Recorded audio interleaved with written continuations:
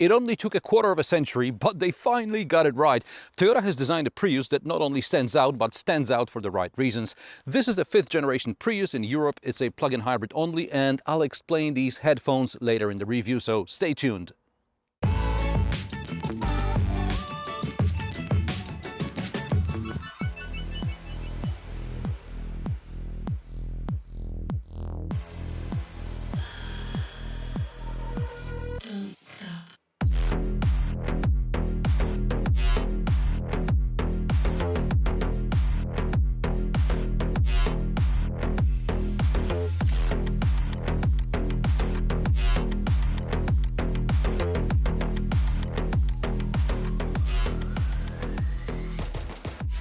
In 1997, Toyota launched something that looked just plain bad.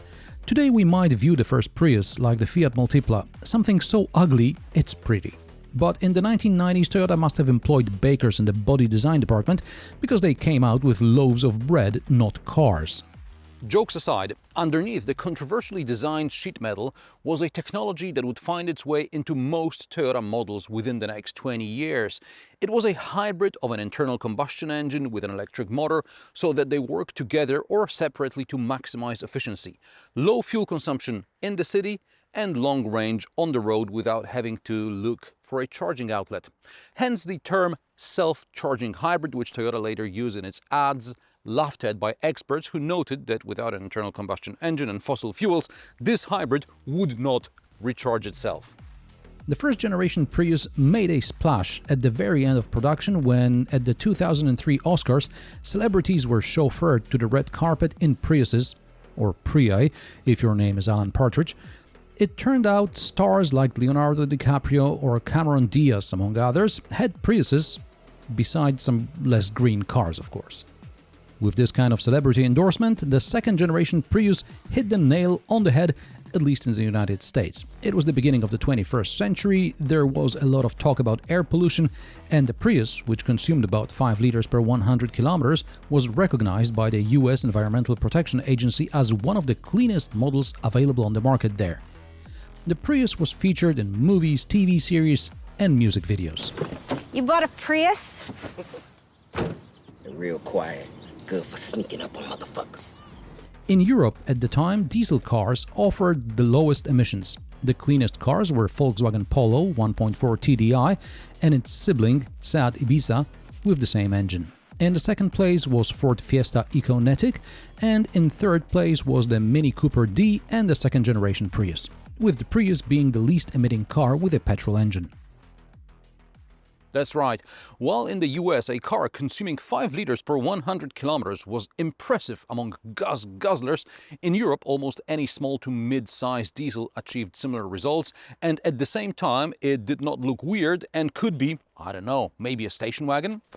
On top of that, driving a hybrid car was not that easy, and I remember for several years Toyota in Poland organized eco-rallies for journalists during which we learned how to achieve results which Toyota claimed, while maintaining some driving dynamics. In 2012, the standard third-generation Prius was joined by a plug-in hybrid offering just under 20 kilometers of range in zero-emissions mode. In the fourth generation, the plug-in hybrid Prius, known as the Prius Prime in the States, the range increased to about 50 kilometers. And so we come to the fifth generation, which in Europe is offered only in PHEV form.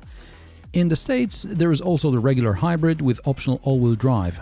In Europe, Toyota needs Prius PHEV to keep emissions low across its otherwise mainly hybrid model range. Isn't it ironic?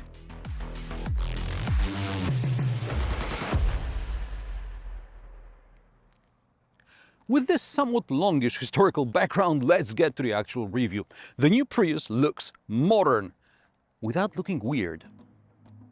I really like the boomerang-shaped headlights, the undercut sills, the light bar running across the tailgate, or those pinstripes that reflect on the glossy panel and add texture to the rear. The shark fin antenna is integrated into the roof panel just behind the solar roof. Yes, solar roof. More about that when we hit the road. The 5th generation Prius is some 5 cm shorter than the 4th generation model, while the wheelbase has lengthened by 5 cm. The new Prius is also slightly wider and lower than its predecessor. The second and third generation of the Prius is popular among the Uber drivers. One gets the impression that with the new design, Toyota wants to break away from the cab image and bring back some of that glamour when movie stars helmed the Prii. Never mind the stars anymore, but it'd be nice if customers didn't discount the Prius as a gig economy tool. New to the Prius is the electrically operated tailgate. However, Toyota somehow managed to shrink the boot by almost 80 liters, down to 280. That's less than on the Yaris.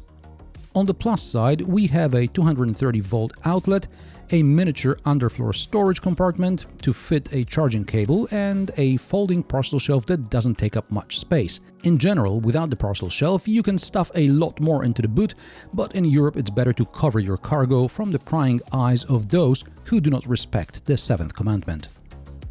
The rear door handles look like those in the CHR, but these are electric. And there's a little button for emergency release in case the electric ones die. Now, this is where things start to go down, literally. Due to the low and falling roofline, it's hard to get in. And what are those headphones doing here? There is, admittedly, plenty of legroom in the back. I'm 175 centimeters tall and the driver's seat is set to my driving position. But headroom is an issue even for me when I sit up straight.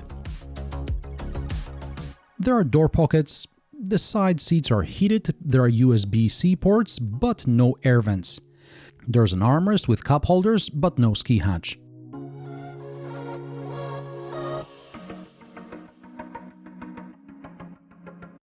It's also difficult to get into the front. I have this conspiracy theory that Toyota wants to weed out from its list of potential customers not only cab drivers, but also the elderly. Only the young, the beautiful, and the athletic types are to be seen driving the new Priuses. But perhaps I'm overinterpreting. The Prius cockpit has changed. Gone are the central driver's display and a head-up display. Instead, there's a smaller instrument cluster on top of the dash ahead, and the driver is looking at it over the steering wheel. This is carried over from the BZ4X and its sibling Subaru Solterra, but Peugeot has been doing it for years. In the middle of the center console is a large infotainment system display. Apple CarPlay is wireless, Android Auto still wired. On the screen you can check out, among others, things like the solar panel production, or set some of the car's features unrelated to safety, as these are on the display in front of the driver and some of them are only available when parked. We'll get to them in a moment.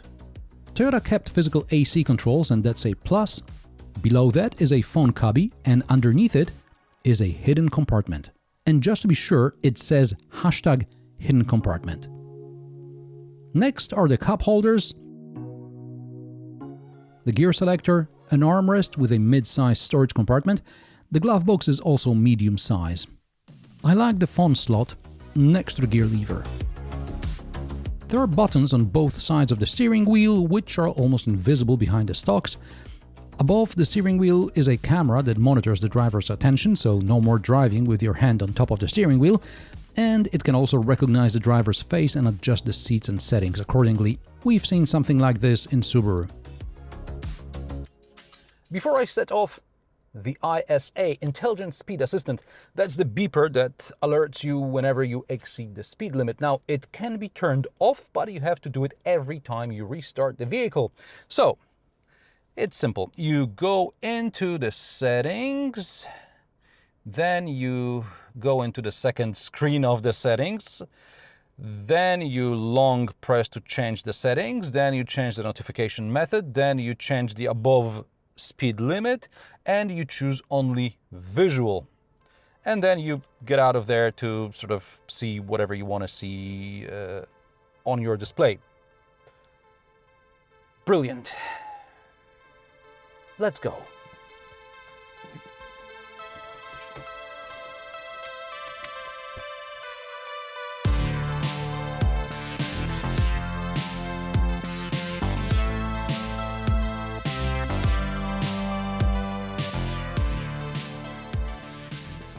In Europe, the Prius is only available as a plug-in hybrid with a 3.3 kilowatt onboard charger. You can top up the 13.6 kilowatt-hour traction battery from an electric outlet in about 4 hours. Toyota claims that this is enough to drive more than 80 kilometers in pure EV mode if the car is equipped with 17-inch rims, and on 19s like this one the range should be around 70 kilometers, and in the summer this is a realistic claim. Interestingly, as in the new Lexus plug-in hybrids, also the Prius starts in electric mode by default and stays there until the main traction battery is depleted or the driver turns the hybrid mode on. This means that in electric mode the car can reach even the top speed of 177 km per hour. The promised time from 0 to 100 km per hour is 6.8 seconds, and in hybrid mode I achieved about that much. In electric mode, the 0 to 100 km per hour time drops to 11.7 seconds. Incidentally, the 4th generation Prius PHEV was not much faster in hybrid mode. The total drivetrain output is 223 horsepower. This is achieved with a petrol engine producing 152 horsepower and 190 Nm of torque, and an electric motor producing 163 horsepower and 208 Nm. The results don't add up because of different power and torque curves. When the energy in the main traction battery is depleted, the Prius PHEV goes into regular hybrid mode, and then long-term fuel consumption settles at around 4.5 liters per 100 kilometers on the expressway and a little less in the city. But in the city you don't need to use the internal combustion engine if you have the ability to recharge the car from a socket every few dozen kilometers. And then there's that solar roof. It's standard on the top trim, but not even an option on lesser trims. What are the benefits? Well, it recharges the traction battery when the car is parked, and it supplies energy to power the onboard electronics on the go. Toyota estimates that on a sunny day the car can regain up to 8 kilometers of range, which means a fully loaded traction battery in just over a week. At least that's a theory. And what about real life? The traction battery has a capacity of 13.6 kilowatt hours, and Toyota says the Prius uses about 14.5 kilowatt hours per 100 kilometers. So 8 kilometers of range is more than 1 kilowatt hour. I am driving the car in the first half of August. I drive it for a bit, I park it for a bit. This time of the year there's sun in my driveway more or less from 7 to 9 a.m. and then from about noon to 7 p.m. Sometimes it's sunny, sometimes it's cloudy. On good days I've seen maybe 200 watt-hours, about a fifth of what Toyota predicts. And I get it that Toyota's calculations have to assume something, so they assume the car parks in full sun for a full day, preferably at the end of June or whenever there's a peak in solar energy production in your part of the world. But 6 weeks after this peak here in Poland, in normal use, I'm seeing nowhere close to 1 kilowatt hour per day. Come September and the energy production will be negligible. The long-term meter shows that since new, and the car was registered at the beginning of July this year, but it may have been parked outside for a while as well. Anyway, the solar roof has produced about 16 kilowatt hours or less than 100 kilometers during that time. I estimate that on an annual basis you'll see maybe 300-400 kilometers extra range, assuming that you park outside away from any shade. And I prefer to park in the shade, even if I can remotely run the solar-powered air conditioning from my T app. And how is the Prius to drive? And why the headphones? Rest assured, we'll get to the headphones in a moment. First, the positives. The 5th generation Prius handles very well. The car is low and has a low center of gravity, unlike those EVs, which are at best 15-20 centimeters taller than the Prius and weigh at least 300-400 kilometers more. Kilograms, not kilometers, sorry. On winding roads, I find that the Prius has a pleasantly direct steering, the roll is minimal, and the powertrain is calibrated so that in the corners I can feel whether I'm holding, adding, or taking away power. The suspension dampens bumps well enough, although after the first dozen kilometers or so I had to pull over at the service station and lower the tire pressure. It seems someone before me has inflated the tires for fast highway driving, and with such high pressure the ride was unbearable. And now the downsides. Now, the Prius has never been a particularly well soundproofed car. Soundproofing means more weight, and this negatively affects fuel economy. But this time, the people in charge of the project went too far, I think. When you deplete the big traction battery and you are forced to go into the regular hybrid mode, the internal combustion engine gets unpleasantly loud. When you find yourself on an expressway and you have to travel 100 or 200 kilometers at cruising speed of 120 kilometers per hour, you feel like you're in an airplane. And that's why I suggest headphones for road trips. Why not get those with an intercom, just like on a small airplane? The jet-setting age is here, finally.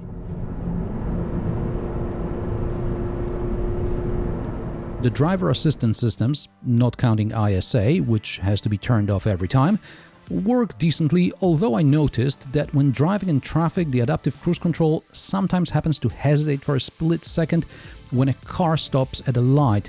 The Prius lets off the brakes for a split second and then brakes much harder, which could be avoided if braking was applied without the pause. I don't know what causes this behavior, maybe it can be corrected with a future software update.